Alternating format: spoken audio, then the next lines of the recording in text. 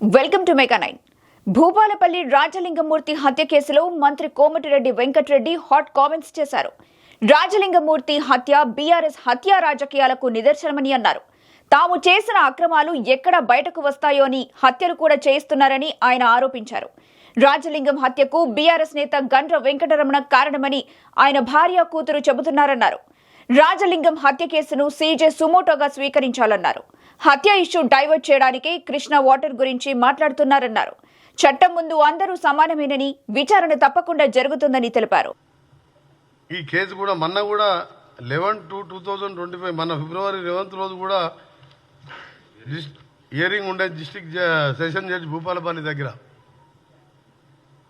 నిన్న హత్య జరగడం నిజంగా టీఆర్ఎస్ హత్యా రాజకీయాలు, టీఆర్ఎస్ కుళ్ళు రాజకీయాలతో పాటు మా ప్రభుత్వం వచ్చిన 2-3 రోజులకెళ్ళే ఈ ప్రభుత్వం ఉండదు, ఈ ప్రభుత్వాన్ని అప్రతిష్ట పాలు చేసే కార్యక్రమం పెట్టుకొని ప్రతిపక్ష నాయకుడు ఉన్న పెద్ద మనిషి 10 ఏళ్ళు ముఖ్యమంత్రి ఉండి ఫామ్ హౌస్కి పరిమితమై కొడుకుని అల్లుని రోడ్ల మీద వదిలిపెట్టి 10 మంది చిల్లరగాలను వదిలిపెట్టి ప్రభుత్వం మీద లేనిపోని అభండాలు వేస్తూ అవన్నీ ఒకవైపు. కానీ నిన్న జరిగిన హత్య మాత్రం చాలా బాధాకరం. దీనికంటే ముందు సంజీవ్ రెడ్డి అనే అడ్వకేట్ కూడా హార్ట్ అటాక్తో చనిపోవడం జరిగింది. అది కూడా అనుమానాస్పద మృతిగానే ఉన్నది. ఈరోజు జరిగిన హత్య మీరు టీవీలలో ఇప్పుడు మీరు చూడండి, మీకు కూడా చూపిస్తాం. ఇప్పుడు చనిపోయిన లింగమూర్తి భార్య కూతురు క్లియర్గా పోలీసులు ప్రజల సమక్షంలో ఈ హత్య 100% గండ్ర వెంకటరమణారెడ్డి గారు చేపించిందే. వాళ్ళ బిడ్డ ఆ భార్య మొత్తం వీళ్ళ వెనుక కేసీఆర్ కేటీఆర్ ఉండి హరీష్ రావు గారు ఉండి ఈ కేసు హియరింగ్ వస్తున్నది. దీని మీద దోషులుగా తేలుతారు కాబట్టి కిరాయి అంతకులతో చేపించిండ్రు. ఎవరు కూడా స్థానికులు ఇంత ధైర్యం చేయరని చెప్పి ఓపెన్గా భార్య బిడ్డ క్లియర్గా ఏడుస్తూ రోధిస్తుంటే నిజంగా ప్రతి ఒక్కరు కూడా చెల్లించిపోతున్నాం. ఇక తెలంగాణ 4 కోట్ల మంది ప్రజలు, 4 కోట్ల మంది వాళ్ళ డాటర్ తినండి మీరు ఎంత క్లియర్గా ఉన్నదో.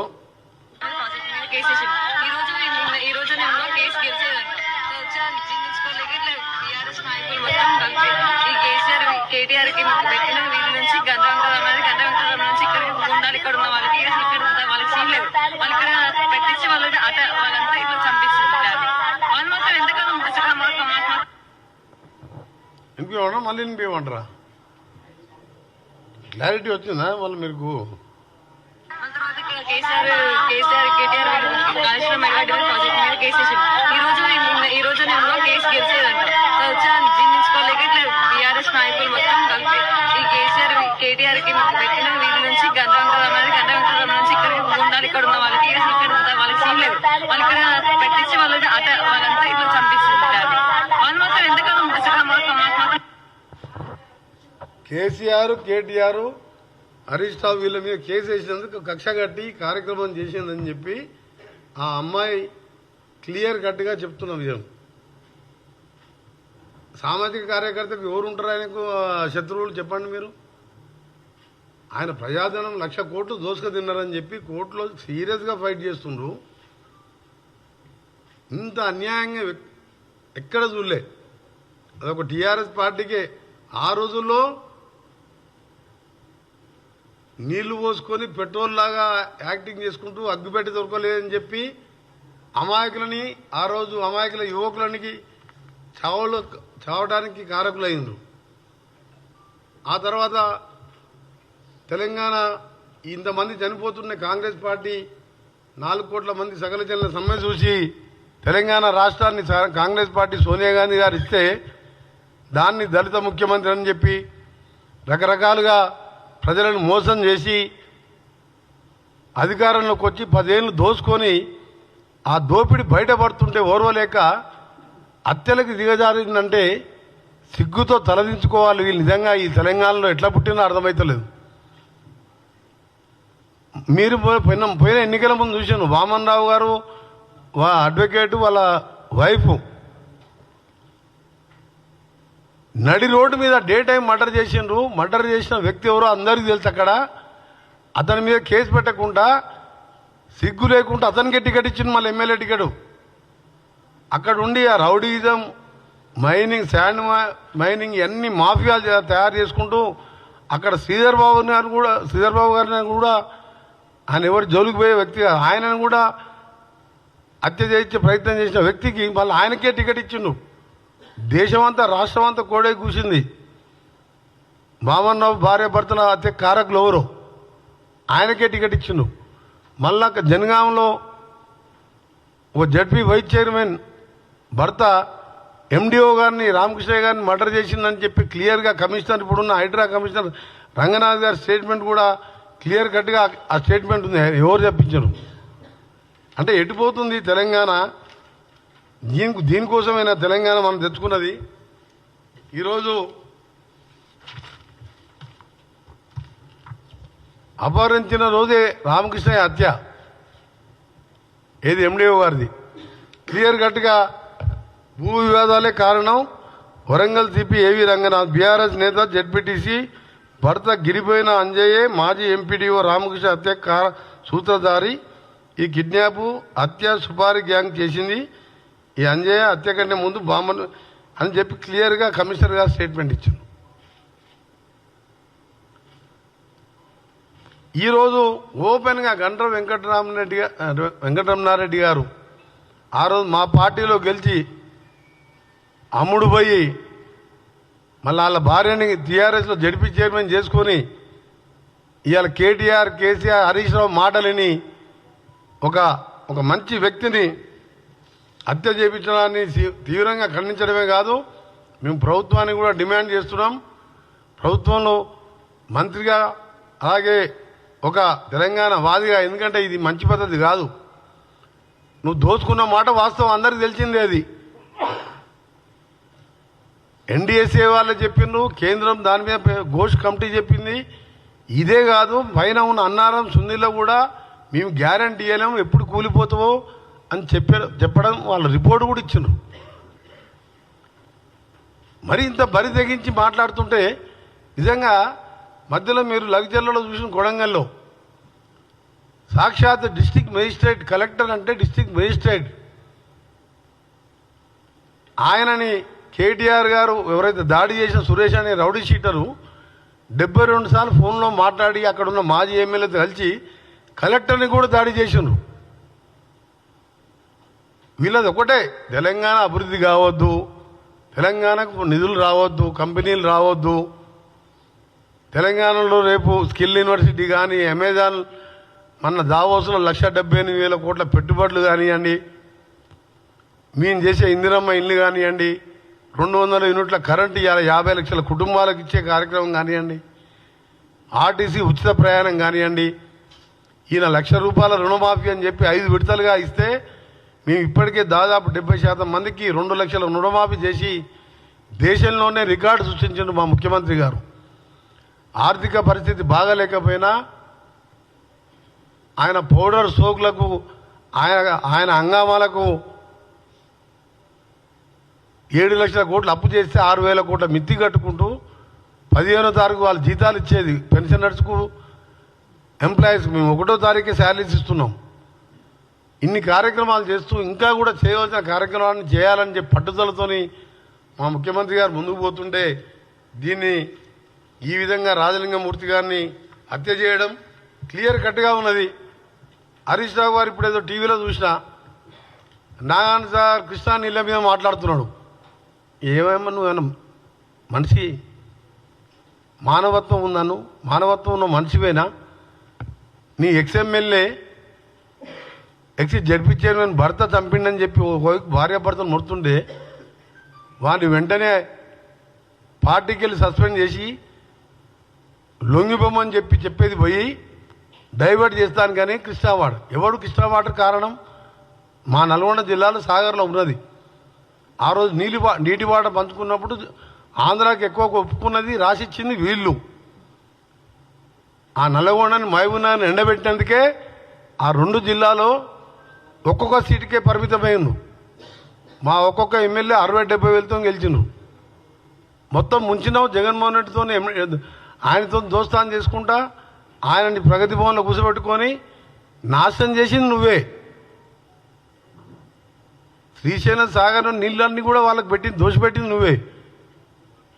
ఇలా దాని గురించి మాట్లాడుతుండు హరీష్ రావు. అంటే ఎటుపోతుంది ఇది ఈ తెలంగాణ, ఈ టీఆర్ఎస్ నాయకులు?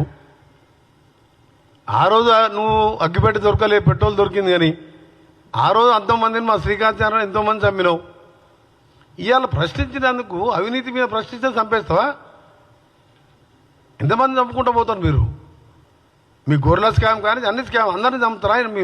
మీ వాదన మీ చూస్తుంటే ఇవాళ భూపాలపల్లిలో జరిగిన సంఘటన స్వయంగా భర్త రాజలింగమూర్తి భర్త బిడ్డ చెప్పినాక ఇంతకంటే ఏముంది? భార్య బిడ్డ అంత క్లియర్గా టీవీలో చెప్తుంటే కేసీఆర్ బయటకు వచ్చి మాట్లాడాలి కదా. ఒక నిమిషం చెప్తాను, నేను ఆడికి కూడా వస్తున్నా. ఆయన 1 నెల కింద కేసీఆర్ కొడితే మామూలుగా ఉండదని అన్నాడు. నెల రోజుల కింద నేను ఆ రోజే చెప్పిన, కొట్టడం అంటే ఏందో నువ్వు నాకు అర్థమైంది అని చెప్పి ఆ రోజు కూడా నేను ప్రెస్ మీడియం పెట్టినా. నువ్వు కొట్టాలంటే నీకంటే డబల్ ఉన్నాం మేము, కానీ మాకు అలాంటి అవసరం లేదు, మేము చెప్పిన పనులు చేసుకుంటూ పోతామని చెప్పిన. నిన్న వచ్చి కాంగ్రెస్ పార్టీ గ్రాఫ్ తగ్గిందంట. అసలు 15 నెలల ఓనుకన్నా కనబడ్డావా? ఎర్రవల్లి నీ గ్రామస్తులు నీ ఫామ్ హౌస్ ఉన్న పక్క ఊరోనికి అపాయింట్మెంట్ ఇచ్చినావా? నీకు కాంగ్రెస్ గ్రాఫ్ తగ్గింది ఎట్లా తెలుస్తుంది? ఏదైనా ఊరికి పోయినావా? ఏదైనా ఆర్టీసీ బస్ స్టాండ్కి పోయి అక్కా చెల్లెలను అడిగినావా? 2 లక్షల రుణమాఫీ తీసుకున్న రైతు దగ్గరికి పోయినావా? ఇవాళ నువ్వు ఆపేసిన ప్రాజెక్ట్ ఎస్ఎల్బిసి సొరంగం పాలమూరు ప్రాజెక్టులకు టెండర్లు పిలిచి 80%, 70% మా ప్రభుత్వంలో పూర్తి ఆగిపోయిన పనులన్నీ కూడా పూర్తి చేసుకుంటూ కొడంగల్ నాటి నారాయణపేట, దేవరగా అలాంటి ప్రాంతాలకు నీళ్ళు ఇచ్చే కార్యక్రమం చేస్తూ ఆ ప్రాజెక్టులని మొదలు పెడుతున్నాం. నిరుద్యోగుల కోసం స్కిల్ యూనివర్సిటీ కాదు, 56,000 చిన్న కారణాలతో నువ్వే కోర్టుల కేసులు వేయించి వాళ్ళకి అపాయింట్మెంట్ ఆర్డర్లు ఇవ్వకపోతే 12 నెలల కింద ఆర్డర్లు ఇచ్చి 1 సంవత్సరంకి వెళ్ళి జీతాలు ఎత్తుకుంటున్నావు, ఉద్యోగాలు చేస్తున్నావు.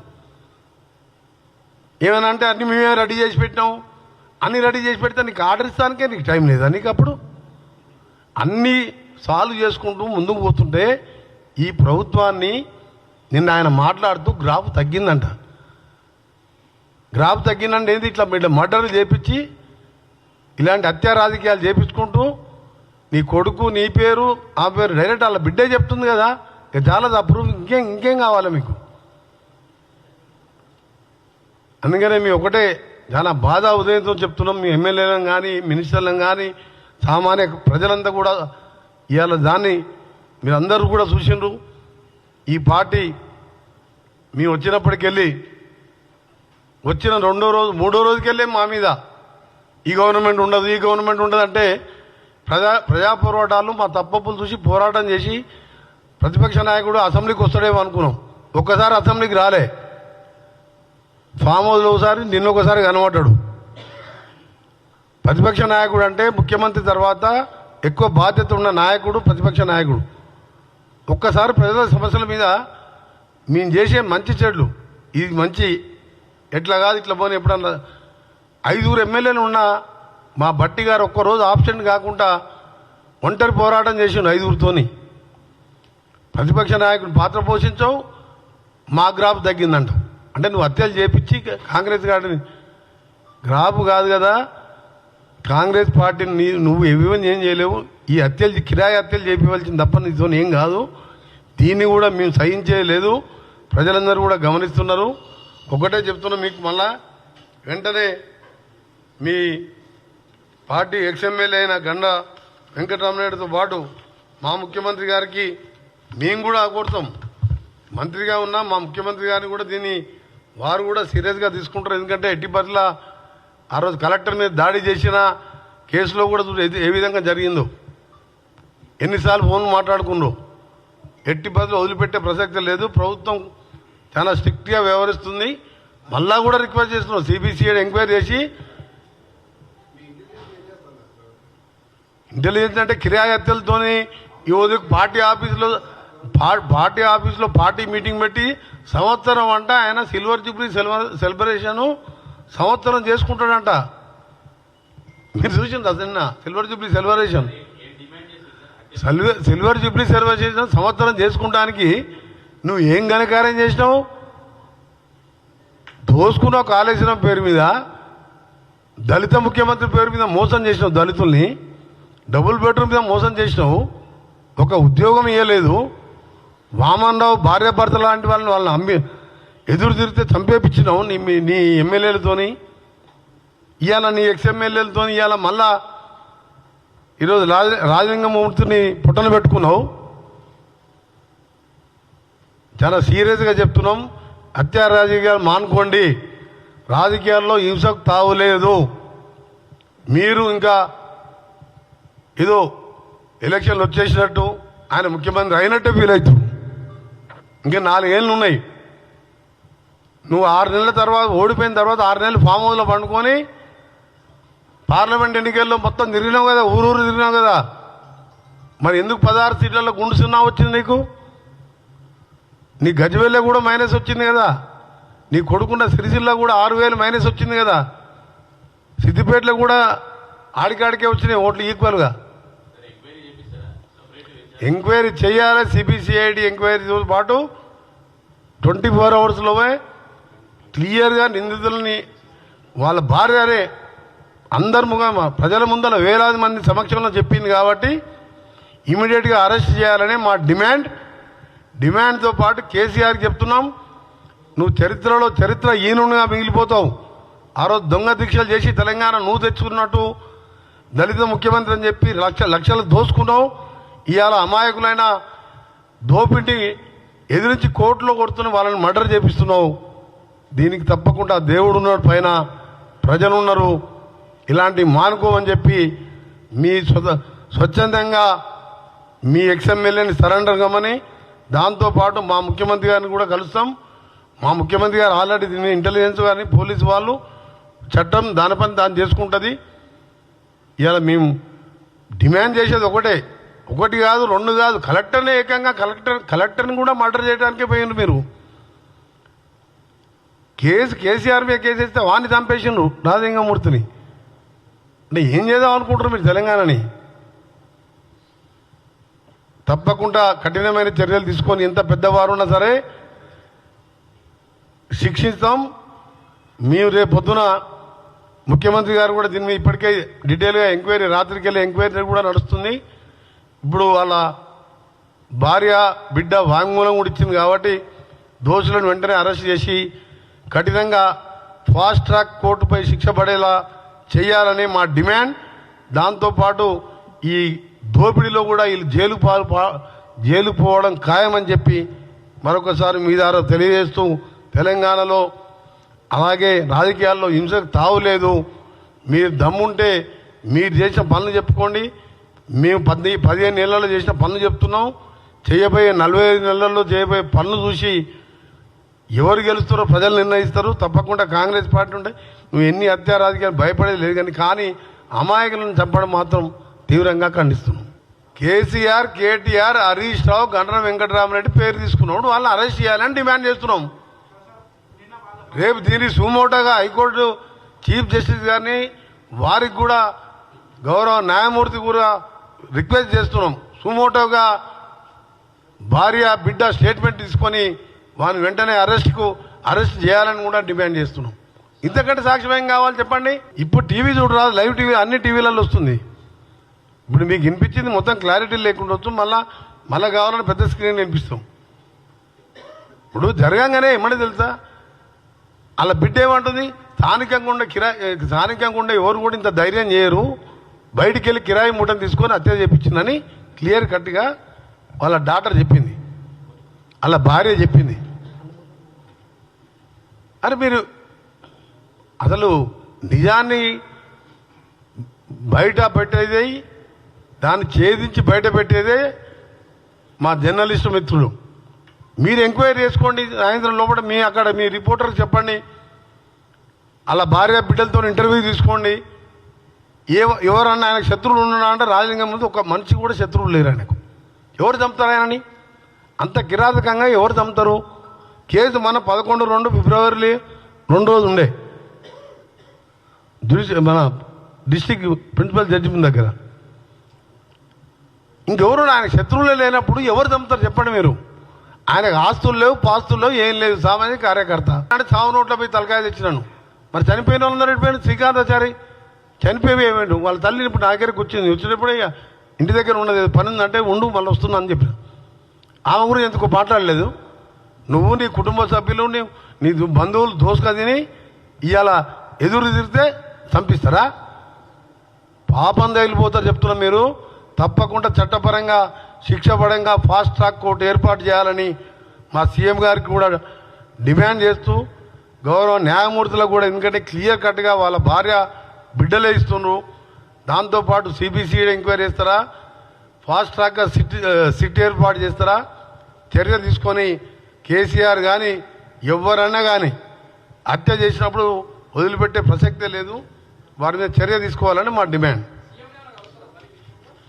సీఎంని కలుస్తాం, సీఎం గారితో మాట్లాడతాం. అందరం కూడా ప్రజా సంఘాల వారు అందరూ కూడా విజ్ఞప్తి చేస్తున్నాం. తెలంగాణ 4 కోట్ల ప్రజలందరికీ కూడా మీ అందరూ కూడా విజ్ఞప్తి చేస్తున్నాం. వామన్నావుని ఆ రోజు అంత ఓపెన్గా కనీసం అలిగేషన్ వచ్చినప్పుడు ఓటుగా ఎమ్మెల్యే టికెట్ ఇస్తారా?